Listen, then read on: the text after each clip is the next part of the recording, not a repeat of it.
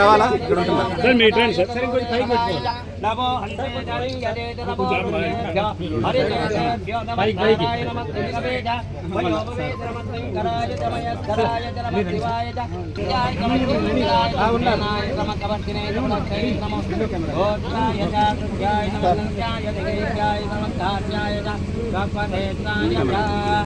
జై గోమాత.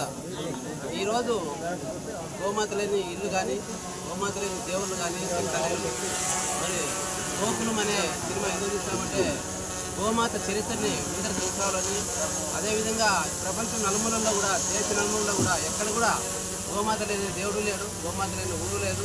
గోమాత లేని దేశాలు ఎన్నో రాజులు కావచ్చు, మరి ఎంతోమంది దేవతలు కావచ్చు, దూషించిన రాక్షసులు కావచ్చు, దూషించిన వాళ్ళు ఎవరు కూడా ఈ భూమిపైన నిలవలేదు.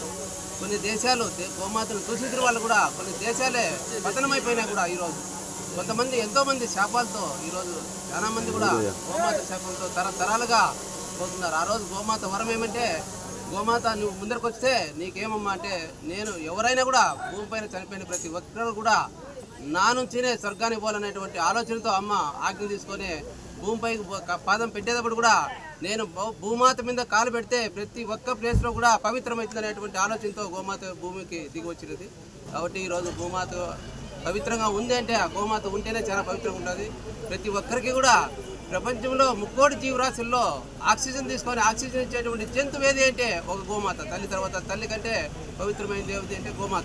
కాబట్టి గోమాతను మనం ఎంతో పవిత్రంగా చూడాలి, గోమాతను ఎంతో విశిష్టంగా చూసుకోవాలి. కాబట్టి గోమాత గురించి తెలియజేయాలనేటువంటి ఆలోచనతోనే ప్రతి ఒక్కరూ ఈరోజు చరిత్ర ఎవరికి తెలియలేదు. గోమాత ఎందుకు వచ్చింది, గోమాత వల్ల ఏమి ఉపయోగాలు ఉన్నాయనేటువంటి హిందువులు ఎంతోమంది కూడా పెద్దలు ముత్తాతలు తాతలు కూడా తల్లిదండ్రులు చెప్పడంలే, తల్లిదండ్రులు కూడా పిల్లలకు చెప్పడంలే. కాబట్టి ఈ విషయాలు సినిమా ద్వారా అయినా కూడా ప్రతి ఒక్క విషయాలు ప్రజలే పోవాలనేటువంటి ఆలోచనతోనే ఈ సినిమా డైరెక్టర్ గారు, ప్రొడ్యూసర్ గారు కూర్చొని చేయడమైనది.